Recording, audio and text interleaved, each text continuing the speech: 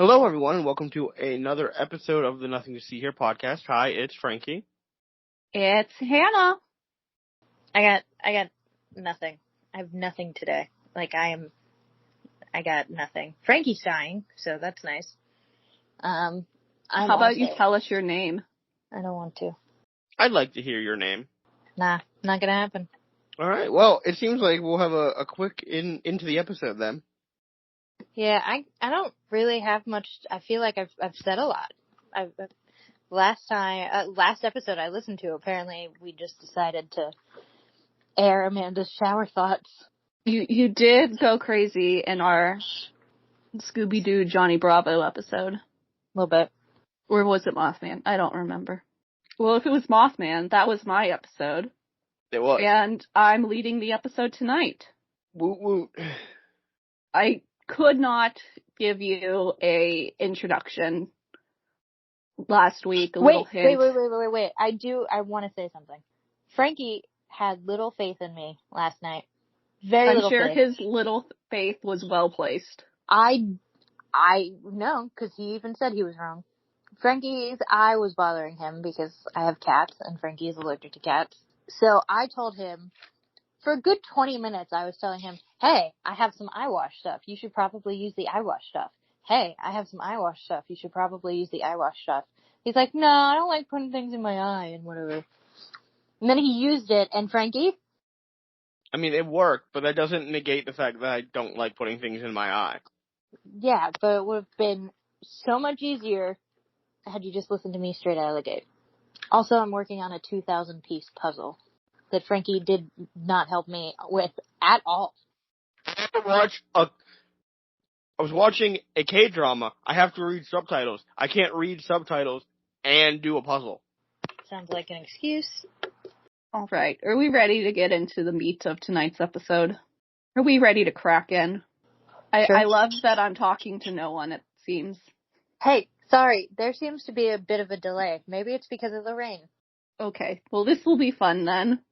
Like I said last week, I do not know how to properly introduce tonight's topic, besties. I said we're talking about a woman in history.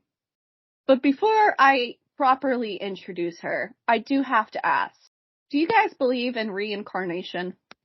I'd like to believe it's real, sure, but no. Frankie has muted himself instead of answering me. I said no. What do we mean? I didn't hear you say no. I also did not hear you say no, dickwad. That's a two of you problem then. Open your ears. No, that's a you problem. Better listening skills. Oh, sassy. Oh, okay. We're gonna play this game today. All right. Square up, motherfucker. I've been dealing with tremendous pain all day. You're getting sass.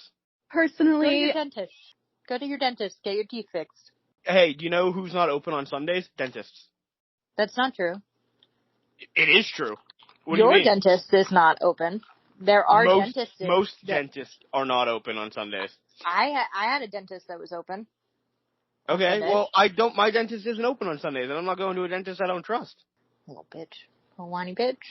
Do you go to doctors you don't trust? Yeah, all the time. Wow, that's fucking wild. Yeah, well, sometimes you just need to get in, and I don't know everybody who I've ever seen.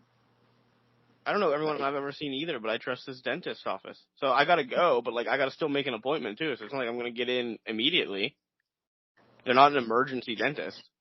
Maybe you should find an emergency dentist. There are no nearby emergency dentists. Also, there's a little thing called insurance, so if they don't take my insurance, then I'm fucked. Me. My name is Frankie, and I'm just going to be mean. I'm not trying to be mean. You're bringing it out in me. You're bringing it out. You're bringing it out. We could just be doing Hannah's episode, having a good time, talking about maybe reincarnation, and then you gotta be saying things. You gotta keep going. You started this because you started it. Nuh-uh. You started it because we couldn't hear you say no. Yes, but then you called me out on it, all right? And so Hannah I also had to come out. back. I called you out first. That's true, and I said open your ears to both of you, and then you responded, and you broke me out. You've unleashed the tooth-hurting beast, all right? Hannah, would you like to continue the episode? I'm not going to talk to Frankie for the rest of this episode. Am I going to be the telephone between you two? Yeah. Great. Yeah, so back to reincarnation. Personally, I don't know if I believe in it or not. I've heard some wild stories that parents tell, and they're like, yeah, my 2-year-old is, like, telling me all about this, like, specific type of plane they supposedly flew in World War II and all that jazz. And then said parent researches the person their toddler says they were, and they find a person who did those exact things. And I'm like, how the fuck does a 2-year-old know this? And I, like, question if reincarnation is real. But I also hear a lot of stories of people who are like, I'm Marilyn Monroe or Elizabeth Taylor, and they've just read the Wikipedia article and are clout chasing. So I don't know. I don't know where I stand on reincarnation, but we're going to talk about it a little bit tonight because we're going to talk about a woman by the name of Dorothy Eady, aka Seti. Now, before I tell her story, I want to make one thing clear. I am not making fun of this woman for believing she was reincarnated. Many cultures... Of course you will. I will if it's stupid. I get that a lot of cultures believe in reincarnation, and I won't be making fun of these cultures. But if she's like, I was a rabbit because I liked, carrots, I'm going to make fun of that. Well, that's a fair thing to make fun of. She did not think she was a rabbit in a past life. See? All right. Well, as Amanda did just say, many cultures and religions believe in reincarnation, and I am not sitting here and making fun of it. I'm not sitting here and making fun of Dorothy Eady. If you are listening to this episode and are waiting for me to make fun of this woman, then just leave, because I'm not going to do that. By all accounts, she was a lovely person, and I would have loved to sit down with her and just talk about her life in ancient Egypt. I want to talk about Dorothy Eady simply for the fact that her story, her life, is fascinating. That's it. So if you want a snark pod, then just get out. Come back another day. Because I was going to say, we have snark potted before. We have snark potted a lot. I made fun of someone I went to high school with for getting a concussion from getting hit in the head with a basketball. Which really wasn't cool of me in retrospect. I made fun of Chad Michael Murray on one of the first episodes. Stand by that decision. Get a better name. Get a better name. If you want a Chad Michael Murray snark pod, you're in the right place. So Dorothy Eady is considered one of the most probable and believable cases of reincarnation ever. She was born in London, England on January 16th, 1904, making her a Capricorn. Her father was a master tailor, and her mother was a stay-at-home mom, and the family was in the lower middle class. At 3 years old, Dorothy fell down a flight of stairs. Her family called their doctor, who rushed over and pronounced Dorothy dead. Jesus Christ! So he leaves. He goes to get the paperwork for the death certificate, and when he returned to the Eady family's home, he discovered Dorothy alive and playing in her room like nothing had happened. So not the best doctor, then. Children, they bounce back from sickness and illness so fast. Why wouldn't they bounce back from death just as fast? This is when Dorothy began remembering her past life. After her fall, she began crying and telling her parents she wanted to go home. They're like, girl, what are you going on about? You are home. You're literally in your bedroom. Her accent and speech also changed after this fall. She now had foreign accent syndrome, and she was also amazed by modern everyday objects. She would see, like, a toaster and stand there in awe. Of course, she's 3 years old. She's a toddler. The toaster is very fascinating as it gives you nice warm bread, but... Not only that, but if you got amnesia, maybe, from a fall... Yeah. Yeah, I'm going to be honest. It sounds like brain damage and deprivation of oxygen from a fall and being passed out. Well, Dorothy went on saying she wasn't home for about a year. And then finally, her parents just one day took her to the British Museum. The family gets to the ancient Egypt exhibit, and Dorothy goes crazy. She yeets herself from her mother's arms and begins running around the exhibit. Super upset about all the artifacts they've stolen. I mean, she is bowing down and kissing the feet of the statues that are there. She sits herself down next to a mummy and talks with it. She tells her parents to straight up leave her there because she's now with her people. I would, if this was my kid, not making fun, but honestly, if this was my kid, we'd be taking a nice little trip to the hospital. Maybe a psych hospital. You know what this kid needs? Because it sounds like she has TBI. You know what she needs? What?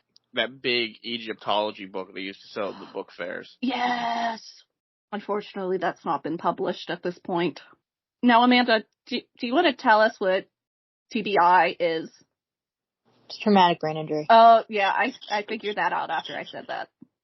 Okay, so all of these symptoms could be explained away with traumatic brain injury. I've seen many of these symptoms. You're most likely right. I'm not gonna lie. Yeah, I thought so. At this point, I will say, things later, I'm just like, how would you know that? How would you know that? But while she is at the museum, she also zeroed in on a photograph of the Temple of Seti I. In this moment, she said, "There is my home, but where are the trees? Where are the gardens?" And over the years, Dorothy would continue to visit the Egyptian exhibit at the British Museum. Here is where she met E.A. Wallace Budge, a renowned Egyptologist at the time. He would meet Dorothy in the museum, and he got to know her a little bit and would begin to informally teach her how to read and write hieroglyphics. Her parents kinda encouraged this as well because her education became less than traditional. Within 2 years of her informal tutoring with Wallace Budge, Dorothy was basically a master in reading and writing hieroglyphics. Wallace Budge was in awe of her skill, and Dorothy herself said she wasn't really learning hieroglyphics, and instead it was more like refreshing her memory of the language. By age 16, Dorothy had dropped out of school, hence her non-traditional education that I just previously mentioned, and she had also been expelled from school before that. She got kicked out of a Catholic school because she compared Christianity and Egyptian paganism to each other. Ooh, and she also... Bad move. Oh, no, because Dorothy was baller because she also called out some racist bullshit in a hymn one of the priests wanted the students to sing. I didn't write down exactly what she called out, but it was like those singing the hymn were calling for the death of Egyptians. Oh. She flat out refused to sing said hymn, and the school didn't take that well, and she was banned from the church and Sunday school. I went to a Catholic school. I don't remember a hymn at my Catholic school that had to do with the death of all Egyptians. So, you know what? Good for her on that. Will say, though, comparing Catholicism to any religion, you're just going to have a bad time in Catholic school. It's not going to be fun. People are going to, be salty with you, especially nuns. Oh, this was the priest. They want to bump the nuns. So at age 16, Dorothy's formal education was basically over. She worked part-time at a movie theater, and she also studied art part-time at a local art school. I bet you every time they played The Mummy, she freaked the fuck out. I'm sorry. Actually, no, I'm not. Are we ready to hear about how Dorothy learned about her past life? We ready to hear what her past life was?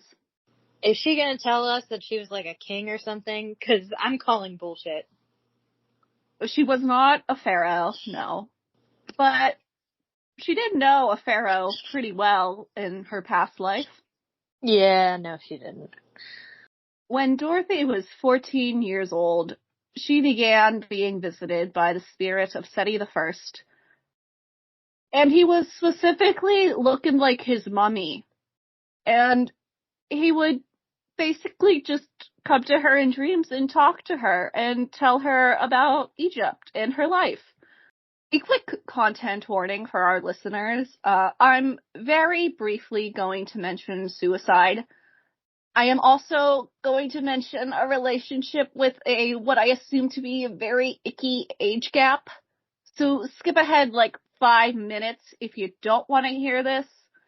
But just know you're missing the story of Dorothy Eady's past life, which is a big part of her story. We don't get to skip this shit. That's not fair. In her past life, her name was Bentrashit. And that is what howtopronounce.com told me to say. Excuse me? Shit. According to howtopronounce.com, her name is pronounced Bentrashit. And I do not think that is right at all. It translates to harp of joy. I've never thought of a harp being joyful, and it sounds like shit. It's because you haven't taken a good enough shit. Jesus Christ. Frankie coming in here with the best joke of the night. Her father was a soldier, and her mother was a vegetable seller. When she was 3, her mother... Real quick, I'm sorry. I'm so glad you added seller, because at first I heard her mother was a vegetable, and I was like, oh. Amanda, that's exactly where I thought the sentence was ending too. Thank you. I didn't know if we meant like an actual vegetable either, or, just people in a vegetative state. Whatever the reason, I was tuned in. I was dialed in. Now that it's vegetable seller, I'm a little disheartened. I'm not gonna lie. You can just imagine her as the ancestor of the cabbage salesman from Avatar, and it's a little more exciting. He is just a treasure, a national treasure. When she was 3 years old, her mother passed away, and her father was unable to raise her, so she was sent to the temple of Seti I at Abydos. This was the same building she saw in a photo at the British Museum and claimed was her home. At age 12, she became a consecrated version of Isis, and just 2 years later, at 14, she met Pharaoh Seti I, who she said was a very nice man. And then they became lovers, and she got pregnant. No, that didn't happen. No. She was not a consort to a pharaoh in her past life. No fucking way. She wasn't. She was a consecrated virgin. And, you can't be a consecrated virgin and be pregnant. I'd like to introduce you to many religions and show you that you can. Yeah. Yeah. Thank you, Frankie. But in her religion in ancient Egypt, should it be found out that she was pregnant, she would be found guilty of many crimes and executed if she would be put on trial. I hope that this is consensual. This relationship was consensual. Everything I've ever read implies it was consensual. Alright, then maybe just don't fuck a pharaoh, alright? And then Gotta be honest though, the power imbalance there.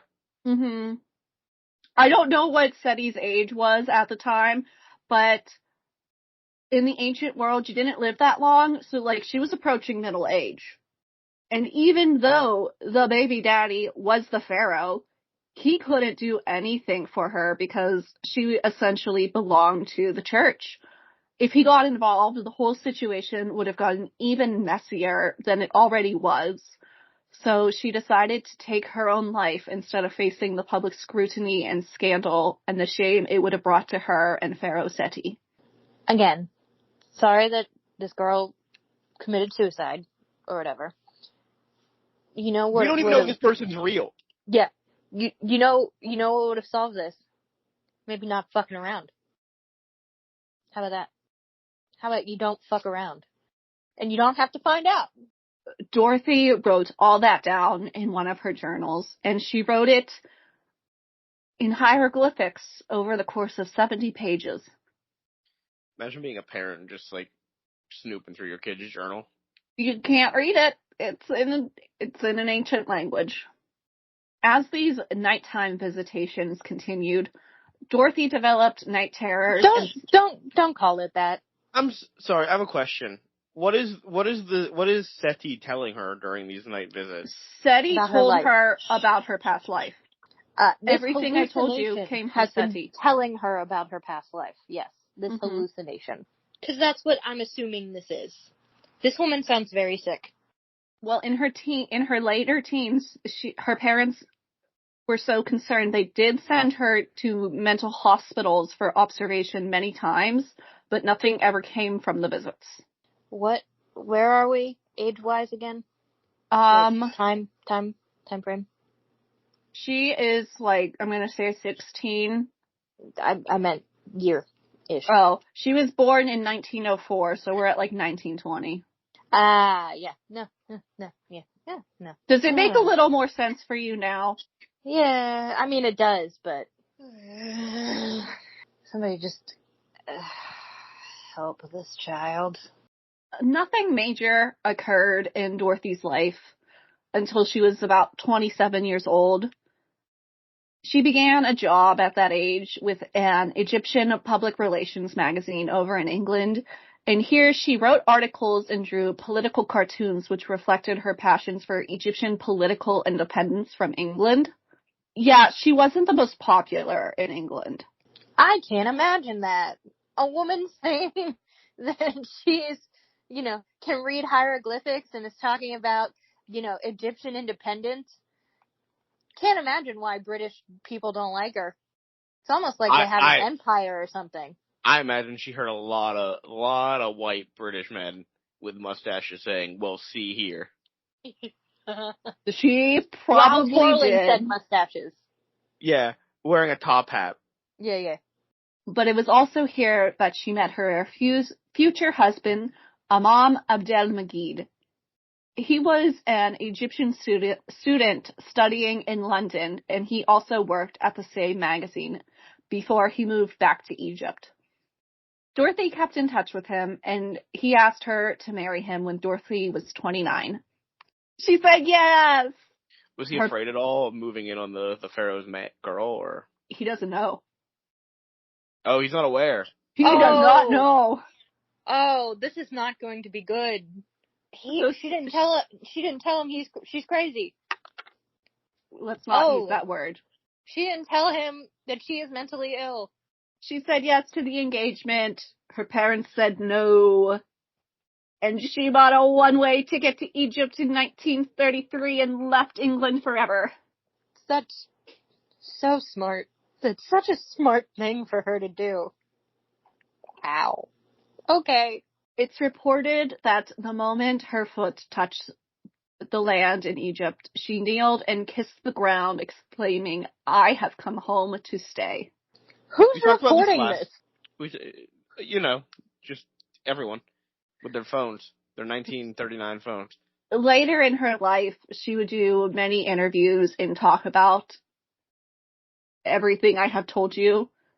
So a lot of this has come from her words. From her, and that I've just found in articles about her. You think, remember, we were talking about this last week, we were talking about Tuttenstein? Mm-hmm.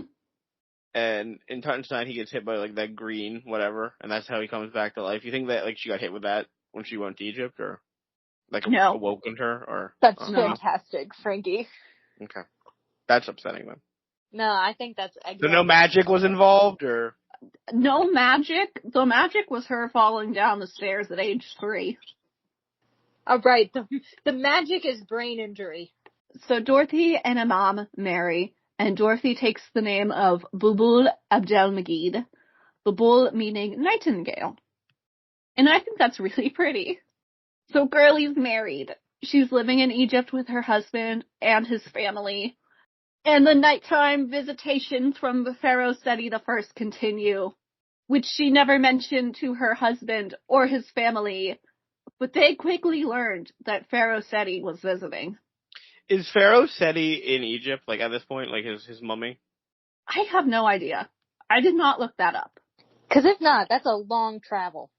Yeah, because if he's in England, then he's traveling to Egypt to talk to her. That's far away. But if he's in England with her, then he's probably real happy at this turn of events. He doesn't have to travel as far each night. I don't know where Pharaoh Seti. I don't know where his body is. So, no. From everything I've heard, astral projection is very, very quick travel. And Amanda, I don't know what Amanda's doing that is causing all this feedback noise. Oh, sorry. I thought I muted myself. I was working on a puzzle. I apologize. The connection between Pharaoh Seti and Dorothy was so strong that her in-laws reportedly saw Pharaoh Seti manifest near the bed where she was sleeping. Dorothy also began acting like she lived in ancient Egypt and not the then modern day. Yeah, the in-laws were not happy. They were scared. They thought Dorothy was crazy when she did tell them about her past life. That is a fair assessment, my in-laws. Fair assessment indeed. What did she do to be like, I'm not living in ancient Egypt? Like, what was she up to? What was she doing? I feel like it was almost like she was sleepwalking and acting out her dreams that were set in the ancient time. I don't exactly know. I think from what I've been able to gather, it was like she was performing like priestess duties, but I don't know exactly what or all she was doing. But it frightened her in-laws. 2 years after they married, Dorothy and Imam divorced. The marriage did last long enough for Dorothy and Imam to have one son. I didn't see that coming. And against the wishes of literally everyone, she named her son Seti after her ancient lover. Can't be doing that. Cannot be doing that. Yeah. Oh, that's weird. Weird. Can't name your kid after your ancient ex-boyfriend. Who appears in the home looking like a mummy. I think maybe he would have been more accepted by the in-laws if he didn't appear in that form. Maybe in like a nice suit or something. Maybe. So what happens now? Well, Dorothy moves out. She has custody of her son.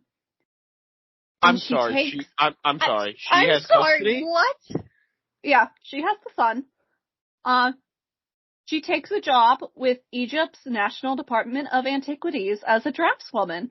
Why does she have custody of the kid? She shouldn't be having custody of the kid. Frankie, back me up on this one. What year is this? 1930s. I gotta be honest with you. The 30s, I don't know much about Egyptian law, so I'm going based off of American law. But in the 30s, there's a real strong presumption in favor of the woman, of the mother.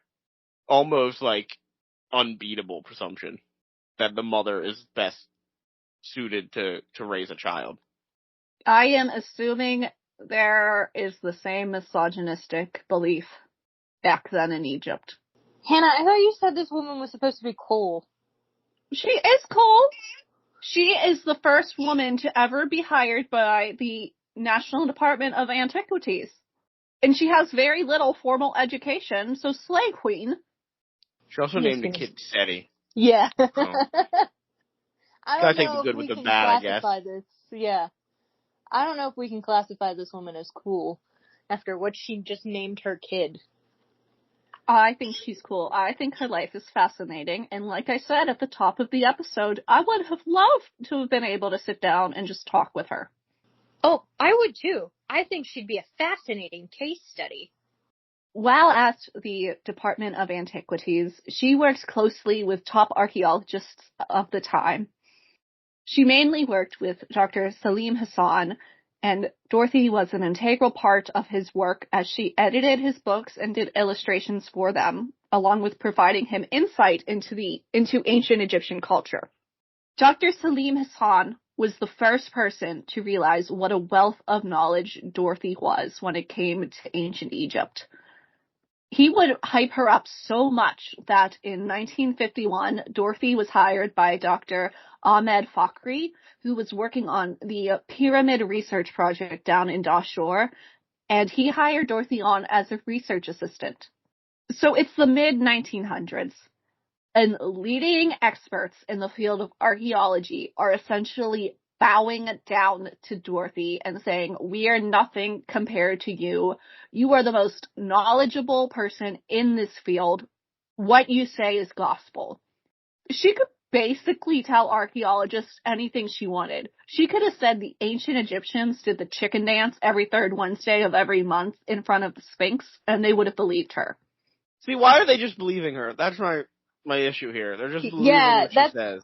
Yeah, I'm also having trouble with this. Is this why history is so fucked up? Because we're just believing crazy people? No, people believed her because she would be like, hey, if you dig in this spot, you're going to find a tomb. Or, hey, you're going to find this, and this in this spot.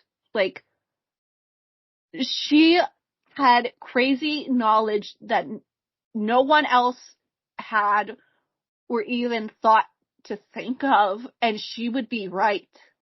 She got lucky a bunch. She got lucky way too much for it to be luck. At this time, it's also reported that she would walk into the pyramids of Giza and spend the night inside of them. No one could stop her. Don't do that. No one could stop her. No, she did it. No one could stop her. I'm sure a security guard could have stopped her if they tried. What do you mean? They did not try. They let her do whatever. Jesus. She also placed offerings at the Sphinx for the Egyptian gods and performed rituals there.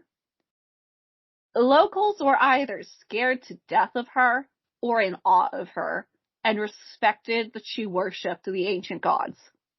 By the time... I just want to remind everyone that she's spending the night in the pyramid. She's got a kid. Yeah, what did you do with the kid? The kid is old enough to be by himself at this time. Because we're now in the 50s. So how old is the kid? When was he born? He was born in, 35, somewhere between 1933 and 1935, I believe. So he is late teens, early 20s. By the time Dorothy was in her 50s, she finally got transferred to her dream work location, Abydos. It was in Abydos that she took up the moniker of Seti, which translates to Mother of Seti. It was customary in her new village, as well as in other Egyptian villages, for a mother to be referred to by the name of her eldest son. And if you also remember, Abydos is where the temple of Seti I is, and where she supposedly lived in her past life. One day at the temple, she stood before a nondescript plot of land and declared it the site of the central garden of the temple. Up until this point, no one believed the temple to house a garden at all. But Dorothy was insistent, and because so many people trusted her and believed in her, an excavation was begun. Sure enough, there were the ruins of a garden right where she stood. And before the excavation found anything, she told archaeologists that they would find traces of certain flora in certain spots. And sure enough, she was right once again. Now, while in Abydos, not everyone liked her. That someone being the chief inspector of Egypt's antiquities. And he challenged her. He thought she was a liar. He thought she was crazy. So he took her to Seti's temple in the pitch black and described murals to her. Her task was to walk to each and every mural he described. Now, these murals were in places the public could not go. nor were the locations of these murals published. Yet Dorothy got every single one right. The chief inspector of Egypt's antiquities, yeah, his flabbers were gasted. Now, Dorothy was such a wealth of knowledge and beloved by the archaeologists of the time. So much so that she was able to push back her mandatory retirement by 5 years. At the time, 60 years old was the retirement age in Egypt. But she, like I said, was such a wealth of knowledge, had all those connections, and was a master at translating hieroglyphics that she got the age changed and was able to continue working until she was 65. Though I think it's fair to say that she never fully retired, because even after she retired from her position in Abydos, tourists and archaeologists would show up to her house and she would give them tours of the Temple of Seti. People still asked her for her opinion on their excavations and ask her, hey, where do you think I should dig, and stuff like that. She also would sell her embroidery to tourists. She created embroidery scenes of the Egyptian gods, scenes from the Temple of Seti, and you could even go to her and request your name in a hieroglyphic cartouche. Please, someone out there, please tell me that you have a Dorothy Eady original. I want to see one. I really want to see one. I do not. I do. I want to see one. On top of all of this, she was also known in her village as a healer. People would go to her for anything and everything. She supposedly healed herself into not needing to wear eyeglasses, and she was best known for curing impotency. How she healed people was through the following, and I quote, spells written in ancient texts that nobody could have taught her. So yeah, people once again were either scared of her or in awe of her. And people were really scared of her due to the fact that she could essentially charm poisonous vipers. She could feed them right out of her hands. She could pet them. They would leave her the fuck alone. And no one ever taught her how to do this. She could just do it. She would just be like, hey, little viper, go away. And it would leave. It would hightail it out of there in the other direction. As I'm sure most of our listeners have gathered, Dorothy is no longer with us. She passed away in 1981 at the age of 77. She might just be hiding out in someone else now. You don't know. I mean... Oh, that's good. At the time of her death, no Christian or Muslim cemetery would allow her to be buried in the cemetery. Prior to her death, she had attempted to build her own tomb in her backyard, but health officials shut that down real quick. A Coptic cemetery finally granted her a burial plot that no one wanted because it was in the middle of the desert. Sadly, she has no headstone and just a pile of rocks mark her grave. Her legacy still lives on as she was instrumental in so many archaeological discoveries during her time. She translated many, if not most, hieroglyphics that were discovered during the years she worked in Egypt. And a decade before her death, she even left clues to the location of Nefertiti's tomb. She supposedly knew the exact location, but refused to straight up tell anyone. She was just like, let Nefertiti rest. But as I said, she did supposedly leave clues. She said the tomb was in an unlikely place, and it was near Tutankhamun's tomb in the Valley of the Kings. And that does make a lot of sense, seeing as Tutankhamun was either her son or stepson. In 2015, archaeologist Nicholas Reeves found a tomb pretty much right next to King Tut's, and it is believed that it once held Nefertiti. Given how detailed this tomb was, it really looked like a tomb a wealthy or important person would have. To end, I have just a few quotes people have said about Dorothy. There's one quote from an archaeologist. I don't know who said this, but it's on Dorothy Eady's Wikipedia page. Sadly, I could not track down the exact source, but it said if Dorothy Eady was still alive, archaeologists would trust her over any modern equipment. Carl freaking Sagan once said the following about Dorothy. A lively, intelligent, dedicated woman who made real contributions to Egyptology.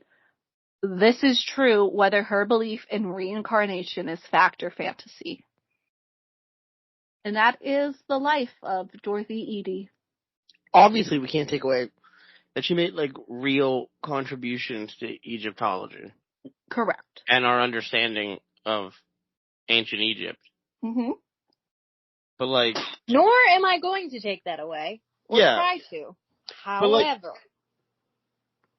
At some point, it's gotta just be, like they're saying, oh, she made all these great guesses, and it's like, okay, yeah, but that's gotta be, you gotta think at some point, she's been there studying it so much, she would know where things are. Like, she could take a well-educated guess. I just don't think she's this reincarnated whatever. I don't know. I like I said at the top of the episode, I don't know if I believe in reincarnation.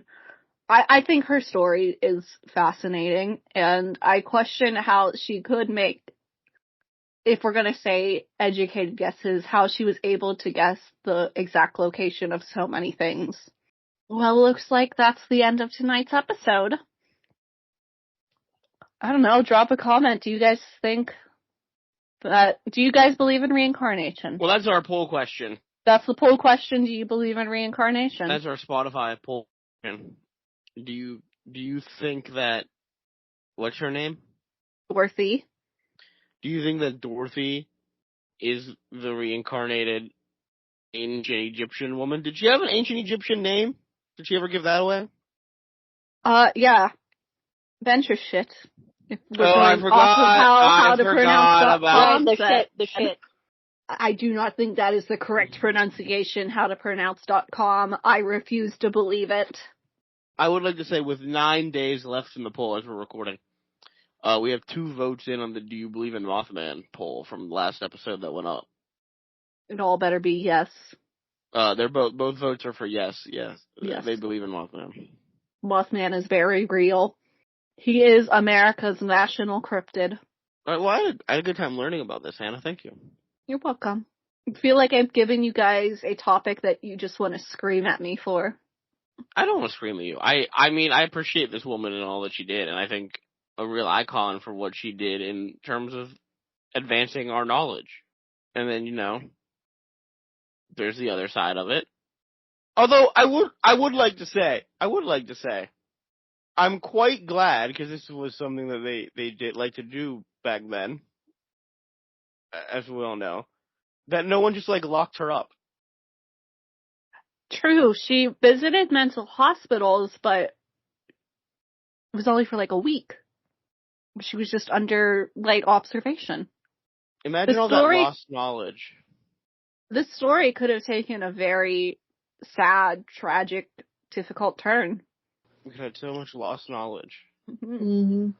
So good for not doing that. But I think that's the end of the episode, unless anyone else has something they'd like to say. It sounds like they do not. So, with all of that, Amanda, you're hosting next week.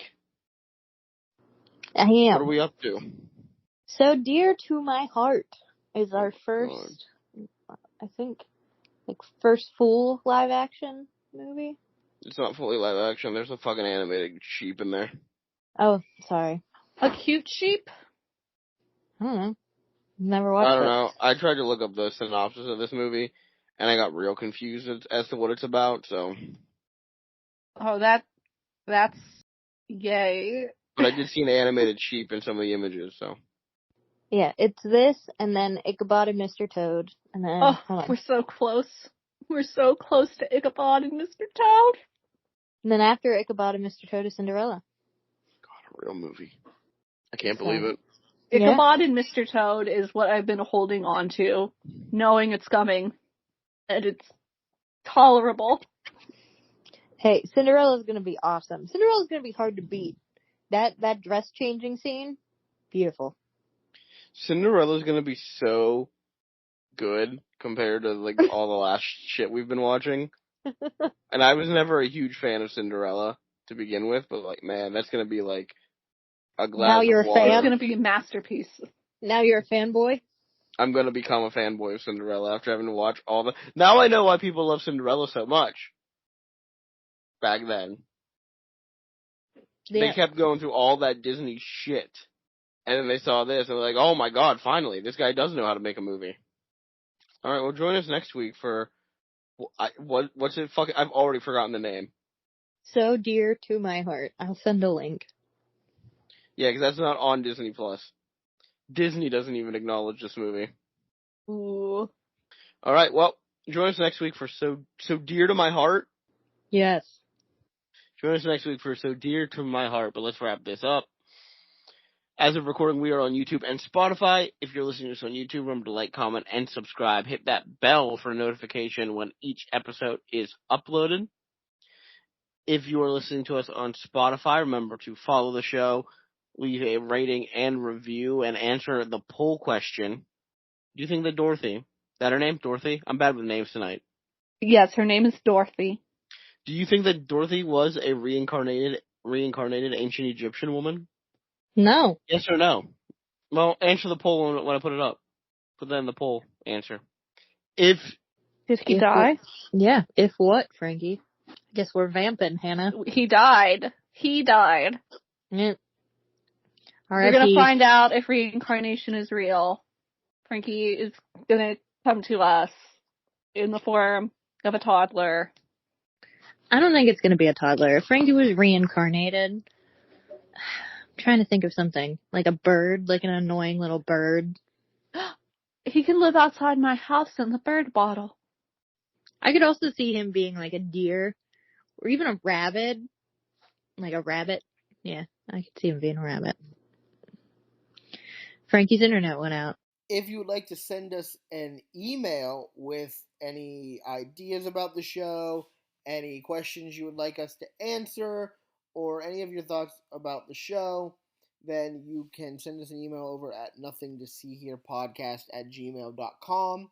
If you'd like to see some great artwork done by Amanda, some memes created by Hannah, images of things that we talk about in the episodes, and so much more stuff and things, then you can see all of that over on our Instagram page, which is at nothingtoseeherepod. As always, here is spelled HEAR. Sorry that the others are not on this little outro we usually do.